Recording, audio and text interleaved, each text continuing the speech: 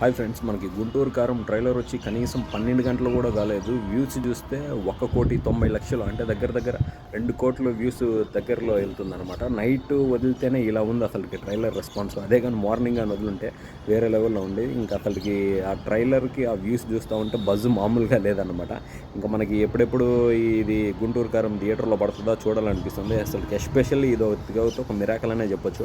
12 గంటల్లో దగ్గర దగ్గర 2 కోట్లు వ్యూస్ రావడం అనేది ఒక ట్రైలర్కి, అది ఆ నైట్ వదిలితే ఇంకా అది రీచ్ అలానే కంటిన్యూ అవుతూనే ఉందన్నమాట. ట్రెండింగ్లోనే ఉంది. ఇదైతే అసలుకి సూపర్ స్టార్ మహేష్ బాబు ఫ్యాన్స్కి అయితే అసలుకి చాలా హ్యాపీ మూమెంట్ అనే చెప్పొచ్చు. ఎందుకంటే తక్కువ టైంలో ఇంత రీచ్ చేయడం అనేది అసలు మామూలు విషయం కాదనమాట.